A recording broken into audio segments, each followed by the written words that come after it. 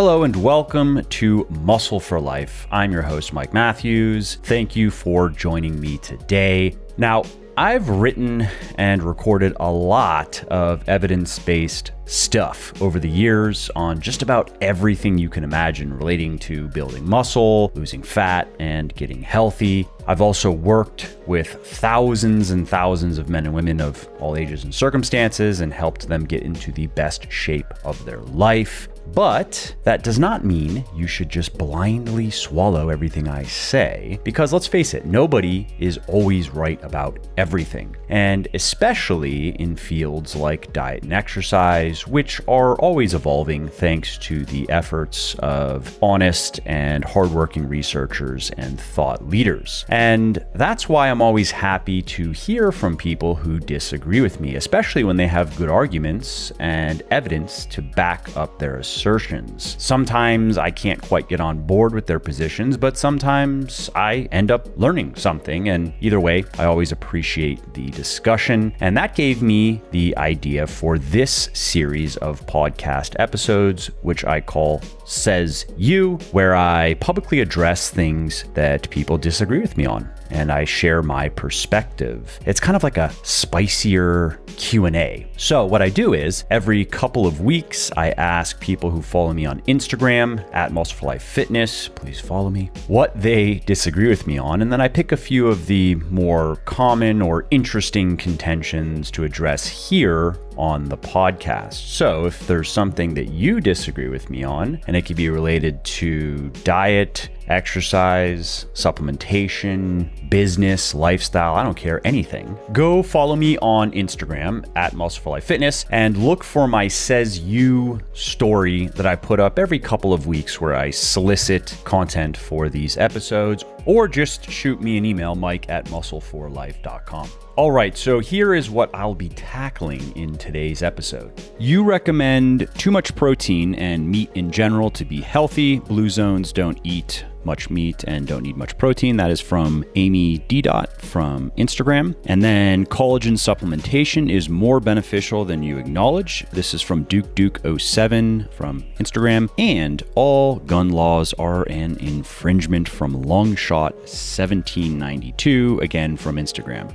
Also, if you like what I'm doing here on the podcast and elsewhere, definitely check out my VIP one-on-one coaching service, because my team and I have helped people of all ages and all circumstances lose fat, build muscle, and get into the best shape of their life faster than they ever thought possible. And we can do the same for you. We make getting fitter, leaner, and stronger paint by numbers simple by carefully managing every aspect of your training and your diet for you. Basically, we take out all of the guesswork, so all you have to do is follow the plan and watch your body change day after day, week after week, and month after month. What's more, we've found that people are often missing just one or two crucial pieces of the puzzle. And I'd bet a shiny shekel it's the same with you. You're probably doing a lot of things right, but dollars to donuts, there's something you're not doing correctly or at all that's giving you the most grief. Maybe it's your calories or your macros. Maybe it's your exercise selection. Maybe it's your food choices. Maybe you're not progressively overloading your muscles, or maybe it's something else. And whatever it is, here's what's important. Once you identify those one or two things you're missing, once you figure it out, that's when everything finally clicks. That's when you start making serious progress. And that's exactly what we do for our clients. To learn more, head over to www.buylegion.com. That's buylegion.com/VIP and schedule your free consultation call, which, by the way, is not a high pressure sales call. It's really just a discovery call where we get to know you better and see if you're a good fit for the service. And if you're not, for any reason, we will be able to share resources that'll point you in the right direction. So again, if you appreciate my work and if you want to see more of it, and if you also want to finally stop spinning your wheels and make more progress in the next few months than you did in the last few years, check out my VIP coaching service at www.buylegion.com/VIP. Okay, let's start at the top with the first challenge from Amy D.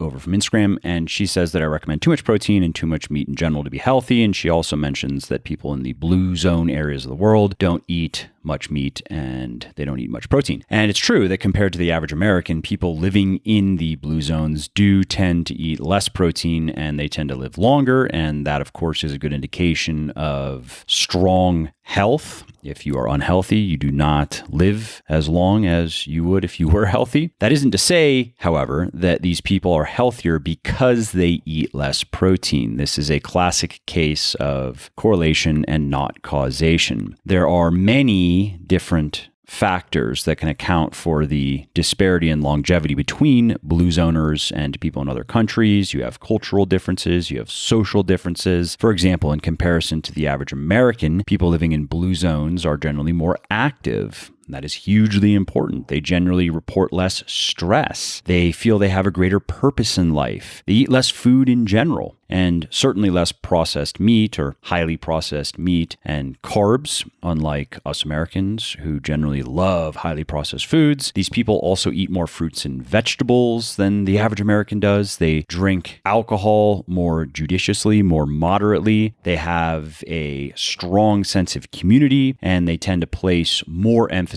on strong family relationships in particular. And so when you consider all that, it is obviously wrong to latch on to protein and meat intake as the key things that are driving these positive outcomes. It is very clear when you review the research on these people in more detail that there are many reasons they live so well. And I would argue that a lower protein intake is not one of them. I would argue that they would do even better on average if they ate more protein, not less. And the reason for that is all the research we have on the benefits of high protein dieting, which beats low protein dieting in just about every meaningful way. For example, studies show that you preserve more muscle when you follow a high protein diet. And that is particularly important as you get older because the slow degenerative loss of muscle that's associated with aging, known as sarcopenia, is debilitative and even life-threatening because research shows that the more muscle you lose as you age, the more likely you are to die of various causes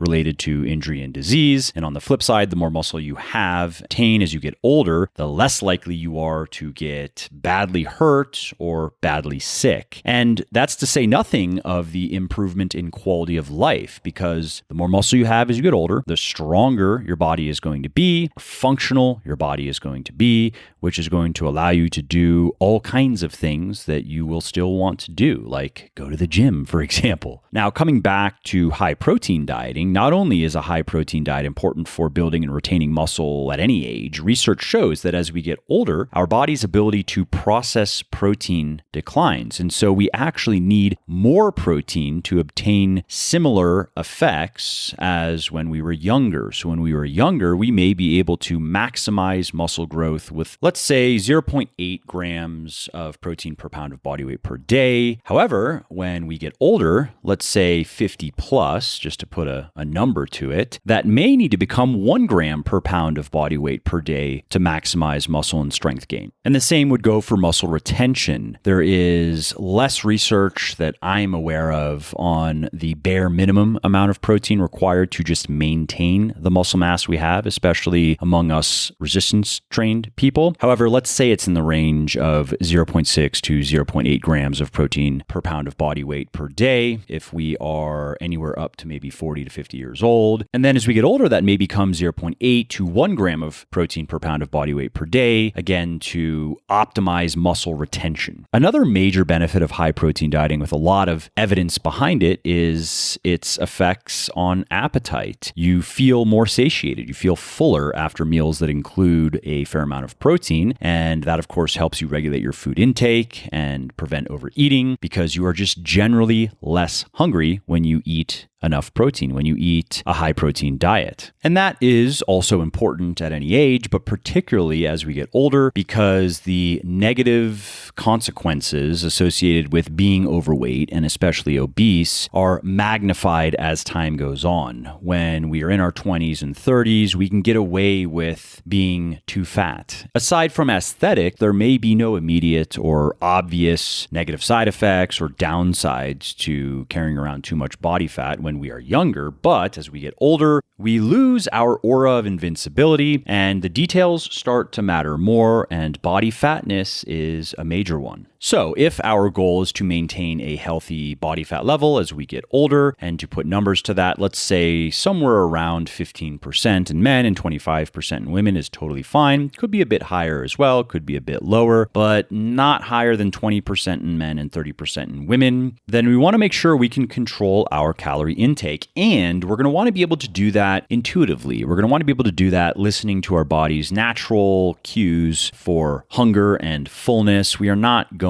to want to have to plan and track and measure every food we eat and every calorie we eat at all times. At least most of us don't want to do that. And if we want to keep our body's appetitive signals, so to speak, as clean and clear as possible, if we want to keep the noise to a bare minimum, then we want to eat enough protein, and enough means a lot by the average person's standards, because the average person eats very little protein. They eat a low protein diet. And speaking about appetite and body composition, studies show that you will lose more fat when you are restricting your calories by eating enough protein. And you may also experience fewer unpleasant side effects associated with dieting, like mood disturbance, stress, fatigue, and just general diet dissatisfaction. Now, one reason low protein dieting is popular in some longevity circles among people who are primarily interested in increasing longevity is the claim that it actually will speed up aging by increasing the production of insulin-like growth hormone, IGF-1, and other chemical messengers in the body that increase tissue growth, oxidative stress, and cellular damage. And by restricting protein intake, the story goes, we can decrease those unwanted side effects, and we can reduce wear and tear in the body, and we can lower our risk for disease and dysfunction. And I don't want to get off on too much of a tangent here and spend too much time talking about protein intake, but the long story short is it's a nice theory, but research suggests it's probably wrong, because the hypotheses are based mostly on animal research and mice research. And while humans and mice do share many similar biological mechanisms, we are not big rodents, as the scientists like to say. And this is particularly true with metabolic activities, because mice burn way more calories per pound of body weight than us humans, about 7 times more to be precise. And of course, the faster the metabolism, then the more cellular damage that accumulates, and mice then theoretically could stand to benefit from protein restriction more than we can, because their metabolisms run so quickly. And as far as human research goes, there are no long-term studies on how restricting protein intake may affect lifespan in humans, but the research we do have, the data that we do have, suggests that there isn't much benefit to be had. There was a study that was conducted by scientists at Texas A&M University, and they concluded, based on the data that we currently have, if you were to reduce your protein intake to the absolute minimum required to maintain health, which is about 12% of your daily calories, at age 18, and if you kept it there for the rest of your life, you may be able to increase your lifespan by about 3 years.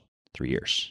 Yeah, not very exciting. What's more, the researchers didn't take into account in this study the fact that low protein dieting is associated with many negative side effects. The things I've already talked about: muscle loss, bone fractures, frailty, and those things pose a considerable threat to longevity. So I think that you could reasonably argue that low protein dieting to increase longevity is stepping over dollars to pick up dimes. Okay, so much for my thoughts on high versus low protein protein intake. Let's move on to the next point, which is collagen supplementation is more beneficial than you acknowledge. And this was from DukeDuke07 over on Instagram. And I think he is referring to my position on collagen protein, supplementing with collagen protein. And there is a big difference between collagen protein and the collagen that is in my joint supplement Fortify, for example, undenatured type 2 collagen. So collagen protein is trash tier protein. That's my criticism of it. Why are we supplementing with protein? Why are we eating protein? Primarily to get essential amino acids, right? The amino acids that our body cannot create, cannot synthesize from other substances that we must get from our diet. And because we are a bunch of meatheads, we particularly care about leucine, the essential amino acid leucine, the one that directly stimulates muscle growth. When we eat protein, we want to make sure that it has an abundance of essential amino acids, and we want to make sure that it has a high bioavailability, that our body can actually absorb and use most of the protein that the food contains. And ideally, it would also contain a lot of leucine in particular. Now, while collagen protein is easy to digest and while it is well absorbed by the body, its amino acid profile is severely lacking in essential amino acids in particular. The three primary amino acids in collagen protein are glycine, proline, and hydroxyproline, none of which are essential amino acids or are required or even really helpful in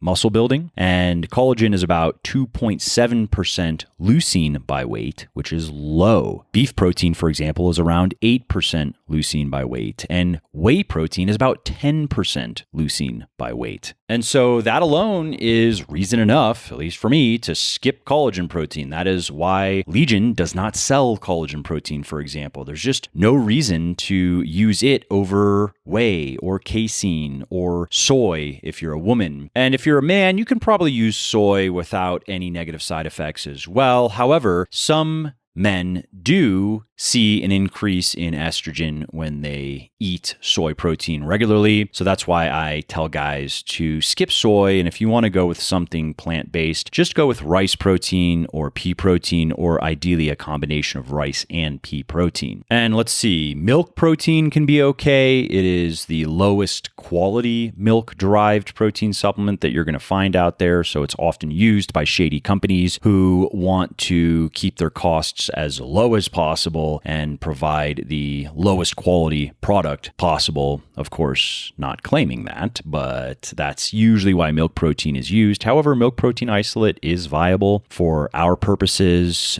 Egg protein is as well, although it is probably still super expensive. I stopped looking some time ago. And so with all of these options that are tasty and that contain a lot of essential amino acids and a lot of leucine, again, why choose collagen protein? Some people would say because it will also make you look prettier. It will improve the look of your hair, skin, and nails. And there isn't much in the way of clinical evidence of this. There is a fair amount of anecdotal evidence. However, what collagen protein marketers will not tell you is any benefits that people have experienced. And I do understand there are people out there who will say, no, trust me, here are pictures. You can look before and after 1 month of supplementing with collagen protein. Here's how my skin looked, or here is how my nails looked, or how they felt, or my hair, and here's how they looked or felt after, and there is a clear difference. I acknowledge that. However, it is almost certainly due to the glycine, because there is evidence that glycine can have these types of effects. And the neat thing about glycine is it is very cheap. You can buy it in bulk on Amazon, for example, and it's tasty. It's sweet, so you can mix it into your daily protein shake, your whey protein shake, for example, if you like. Oh, and something else neat about glycine is it can improve sleep quality, and it can also decrease the negative side effects associated with undersleeping. If you take a couple of grams about 30 minutes before bed, then you may see benefits there as well. So that is my main criticism of collagen supplementation. It is collagen protein in particular. I should also mention that type 1 collagen doesn't seem to have any benefits, but type 2 collagen, which is the type of collagen that makes up the cartilage in our joints is a very useful supplement, and that's why it is included in Legion's Joint Supplement Fortify.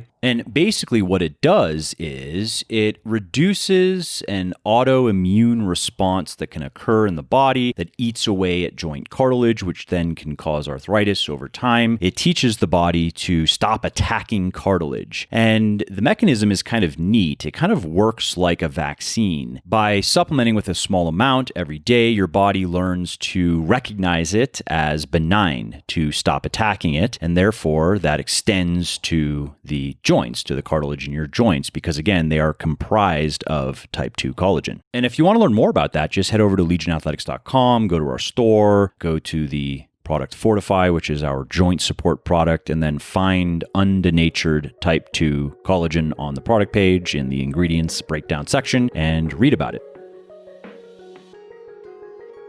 If you like what I'm doing here on the podcast and elsewhere, definitely check out my VIP one-on-one coaching service, because my team and I have helped people of all ages and circumstances lose fat, build muscle, and get into the best shape of their life faster than they ever thought possible, and we can do the same for you. All right, let's now move on to the final point for this episode, which is all gun laws are an infringement. And this comes from Longshot 1792 over on Instagram. And anyone familiar with my political views, which are hard to classify, I am often asked if I consider myself conservative or liberal or libertarian or something else. And I don't have a great answer. I would say that my views are an eclectic tapestry, if you will, of paleoconservatism and classical liberalism, and fully explaining that would require an entire episode unto itself, but I digress. Point being, I have made it clear on my Instagram, where I share spicy memes, that I am very pro Second Amendment, but in this case, I disagree. I do not think any of our rights are absolute. Take the First Amendment, for example. We get to say a lot of things, but we don't get to yell fire in a crowded theater. We don't get to divulge state secrets that would endanger American lives. Or take the Fourth Amendment, for example. The government certainly has the right to forcibly enter our home if they have evidence that we have committed a crime or that we are in the process of committing a crime and so forth. And that logic applies to guns, because while the Second Amendment absolutely affirms our right, us civilians, not just police and soldiers and militia, to own guns, it is not an unlimited right. So, for example, it makes sense that people who have been deemed mentally ill, or people who have committed felonies or violent misdemeanors, should not be allowed to own guns. And this is already the case, by the way, although it is probably not consistently or equitably enforced. The laws are on the books. And just to drive this point home, let's take it to its logical extreme. Despite what some libertarians would have you believe, it makes sense to bar us civilians from owning nukes, for example. And it probably makes sense to have some kind of vetting process for owning explosives. I mean, even the founding fathers, including George Washington, temporarily disarmed some of the men responsible for Shays' Rebellion shortly after the American Revolution. And this was a short-lived rebellion against what some people believed to be unfair economic conditions in Massachusetts. And so, based on the reasoning I just shared with you, I disagree with the statement that all gun laws are an infringement. However, where I do agree with Longshot 1792 is that many of these so-called common sense gun laws are infringements on our Second Amendment rights. And to understand why I think that, you have to first understand what the real meaning of the Second Amendment is, because it is not about guaranteeing our right to hunt deer or to collect antique muskets. And while it is partly about the right to defend ourselves from criminals, the primary reason James Madison and the other founders signed the Second Amendment into law was to enable Americans to defend themselves against a tyrannical government. That is why the Second Amendment exists. Its main purpose was to ensure that we would have the means to prevent a corrupt, oppressive government from enacting unconstitutional policies and infringing on our many other rights, such as our right to free speech and our right to a speedy trial and so forth. And I should also mention that the founders believed that to accomplish that best, American civilians should have access to similar weapons as the military. And of course, that just makes logical sense. If all we were allowed to own today was, let's say, flintlock pistols, how afraid of us do you think a tyrannical government would be? How much of a threat would we really pose to the standing armies, for example? That said, should we be able to head on down to Walmart and pick up some grenades and some rocket launchers? And should multimillionaires and billionaires be able to amass a fleet of tanks and fighter jets? Yeah, most people would agree that society would probably be better off if such ordnance was not available to us civilians. And you can also reasonably argue they don't need stuff like that to win against a modern military and to deter authoritarianism, especially if you are skilled in guerrilla warfare.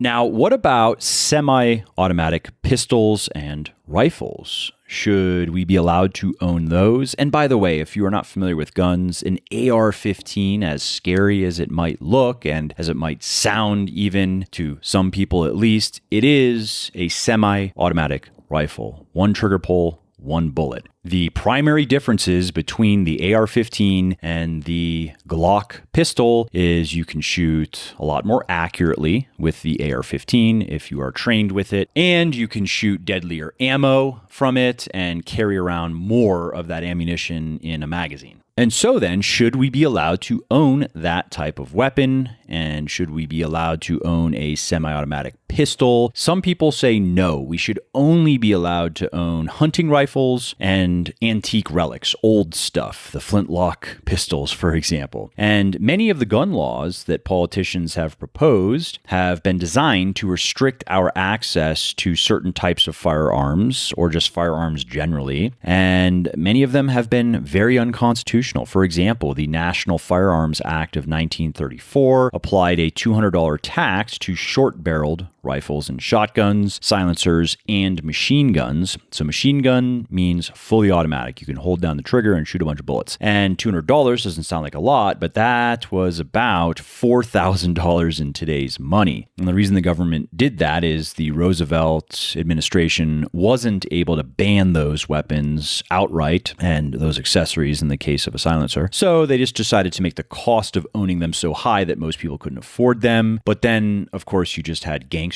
like Al Capone who could still buy them legally, and you had other people like John Dillinger who would just steal them from the government. Another example is the assault weapons ban of 1994 that outlawed the most common kind of rifle in the United States, the AR-15, which actually isn't any more deadly than other modern semi-automatic rifles and is actually much less powerful than a hunting rifle. A hunting rifle shoots or can shoot much deadlier ammunition than an AR-15, ironically. And then you have legislation that can seem logical at first glance, like red flag laws, that can also be problematic, to use a trendy term. So in case you don't know, red flag laws, or more accurately known as gun violence restraining orders, are laws that allow someone such as the police or a neighbor to petition the court to temporarily deny someone access to firearms if they are deemed to pose a danger to themselves or to others. And if the court agrees, then the person is required to surrender their weapons that they do have, if they have any, to the police, or police officers can actually just come and take the weapons by force. And that restriction can remain in place for however long the court decides, and it can also be renewed at the end of the initial period. And while that definitely can sound like a good idea and can be useful in certain cases, and it can work if it's executed properly, it also opens the door to obvious abuses. What if an angry ex-girlfriend wants to get back at her ex-boyfriend by claiming that he is an abusive, violent psycho, or vice versa? What if a disgruntled or vindictive cop decides to get back at someone who wronged him by having their firearms taken away? And what if the government decides to declare anyone guilty of hate speech a violent criminal? Don't think that can't happen. We are moving in that direction. I mean, right now you have a lot of people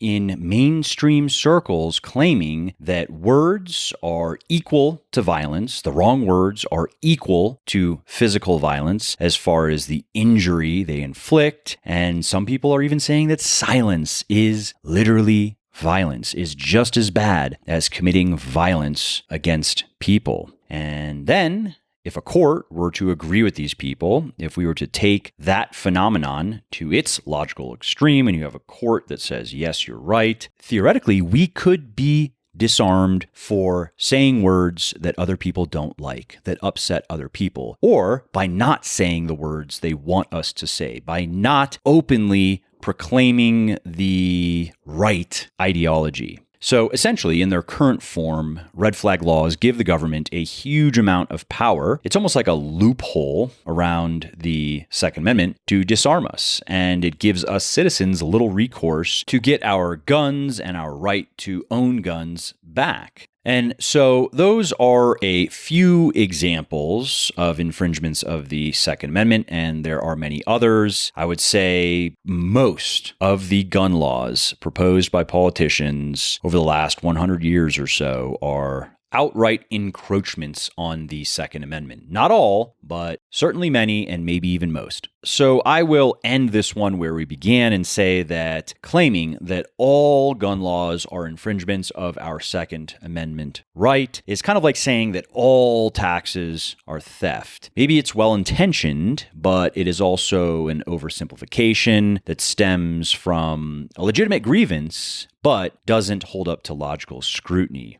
Obviously, a functional government and society needs to collect taxes, and that process is usually plagued by corruption, very true, malfeasance, very true, graft, very true, and it's understandable why so many of us resent paying taxes and resent paying more taxes. But we also enjoy many benefits on the personal and societal level that have been paid for with taxes and that continue to be paid for with taxes. So for my part, while I agree with us individuals using the tax system legally to reduce the amount of taxes that we have to pay, and particularly income taxes, I don't agree with, for example, mega corporations like Google employing armies of accountants and lawyers to figure out very creative ways to move money around and to effectively pay no taxes whatsoever. So while I do not agree with most people who point to multimillionaires and billionaires and say they're not paying their fair share because he only paid 17% income tax on his $92 million of income, and that's not a fair share, I think those people are generally ignorant and are hypocrites, and that is just as important. I think many of those people would do exactly the same thing if they were in the shoes of the multimillionaire or the billionaire. And it is also ironic when you consider the amount of taxes in absolute numbers, not relative numbers, because many of these wealthy people who are accused by the peanut gallery of not paying their fair share are paying more taxes in absolute terms in a single year than their detractors will pay in their entire lifetime. And so anyway, my point is, when I hear someone claiming that someone else is not paying their fair share of taxes, I immediately assume that envy is the real problem here, not systemic wealth inequality. However, when mega corporations like Google pay 0% taxes or close to 0% taxes on billions of dollars of profits, that is not paying their fair share. That is actually not playing fair. It is cheating the game. And that is not a victimless crime, by the way. We are all the victims of such crimes because governments love to spend money and they love to spend more and more money. And while they wish that they could just print it all, they do have to balance that with taxes. And so they do have to continue raising taxes to continue spending more money. And when you have mega corporations not contributing the way that they should be, money according to the rules of the game, where does that money come from? Oh, that's right. It comes from us, the suckers who have to play by the rules. All right, my lovely Muscle for Life family. That's all I have for you today in this episode of Says You. I hope you liked it. And here's a little quick preview of what I have coming next. I have a monologue on eating and training during your menstrual cycle. I have an interview I did with Pat Flynn on religion. I have a best of Muscle for Life coming, as well as another Q&A. And I am going to be doing one Q&A per week going forward because those episodes always do really well,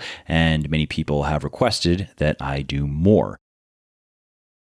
All right, well, that's it for this episode. I hope you enjoyed it and found it interesting and helpful. And if you did, and you don't mind doing me a favor, please do leave a quick review on iTunes or wherever you're listening to me from, in whichever app you're listening to me in, because that not only convinces people that they should check out the show, it also increases search visibility, and thus it helps more people find their way to me and learn how to get fitter, leaner, stronger, healthier, and happier as well. And of course, if you want to be notified when the next episode goes live, then simply subscribe to the podcast and you won't miss out on any new stuff. And if you didn't like something about the show, please do shoot me an email at mike@muscleforlife.com, just muscle, F-O-R, life.com, and share your thoughts on how I can do this better. I read everything myself, and I'm always looking for constructive feedback, even if it is criticism. I'm open to it. And of course, you can email me if you have positive feedback as well, or if you have questions really relating to anything that you think I could help you with, definitely send me an email. That is the best way to get a hold of me, mike@muscleforlife.com. And that's it. Thanks again for listening to this episode, and I hope to hear from you soon.